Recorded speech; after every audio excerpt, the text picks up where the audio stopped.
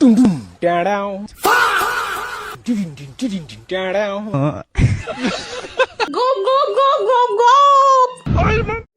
গরমে বসে থাকতে থাকতে আমরা বন্ধুরা প্ল্যান করলাম, চল কিছু অ্যাডভেঞ্চার করা যাক।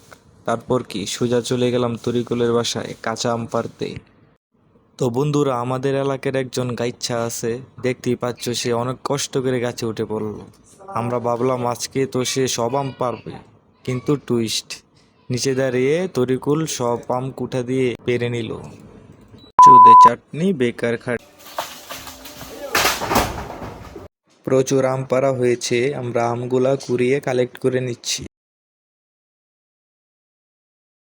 এবার আমরা আম নিয়ে রওনা হলাম আমাদের গন্তব্যস্থলে।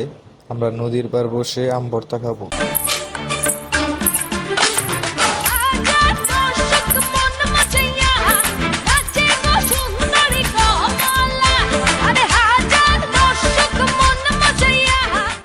হাজারো দর্শকের মন মজানো হাঁটাহাঁটি করে আলামিন আম নিয়ে বসলো পাটার উপর।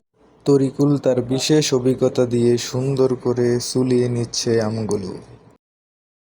আমরা সবাই অধীর আগ্রহ নিয়ে বসে আছি, কখন আম সুলানো হবে আর আমরা একটু খেতে পারবো। ভর্তার প্যারায় আরেকজন মাথায় হাত দিয়ে বসে আছে। আলামিন তর সইতে না পেরে এই কাঁচা কাসুন্দি মুখে দিয়ে দেখেন কি রকম করতেছে।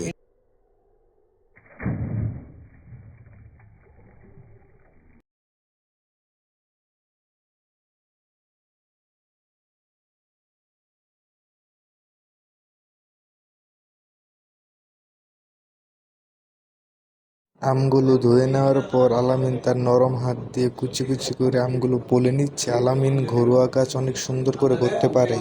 এই যে লক্ষ্য করে দেখুন এই ব্যক্তিকে, মুখে দুষ্ট হাসি নিয়ে খাবারের গন্ধ পেয়ে পিঁপড়ার মতো দ্রুত গতিতে ছুটে আসছে আমাদের মাঝে খাবারে ভাগ বসাতে। তরিকুল দেরি হওয়াকে আর সহ্য করতে না পেরে তার নিখুঁত স্কিল দিয়ে আমগুলো ছোট ছোট কুচি করে কেটে নিচ্ছে।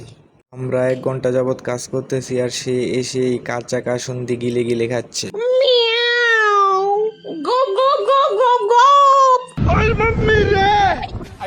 তার মরিচ ডলার স্টাইল দেখলে আপনারা বুঝতে পারবেন সে কত অভিজ্ঞ এবং বাসায় কত কাজ করে। পর্যাপ্ত পরিমাণের শুকনো মরিচ, স্পেশাল হোমমেড কাসুন্দি খুবই বুঝে শুনে দিবেন, কারণ এটা নাগা মরিচ দিয়ে তৈরি। পর্যাপ্ত চিনি দিয়ে দিবেন, জাল বেশি হলে চিনিটা ভালো দিবেন, টক জাল মিষ্টি হয়ে যাবে। এখানে আমরা আরেকটা স্পেশাল আইটেম যোগ করেছি, হাতের বানানো আখের গুড়। পর্যাপ্ত পরিমাণে তেঁতুলও আমরা এখানে যোগ করব। আরেক চুদনা একবার চিনি দেওয়ার পরও আবার চিনি দিয়ে দিল। এরকম চুদনাদের হাতের কাছ থেকে দূরে রাখবেন। ফাইনালি আমাদের আমের ভর্তা প্রস্তুত। এটি দেখে আপনাদের মুখে যেভাবে লুল আসতেছে, আমরা খেয়েছি যেরকম মজা করে, অনেক মজা হয়েছে। মোবাইলও ভরাইতে হতো এ দা কইছো perfect go go go go go go go go go go go go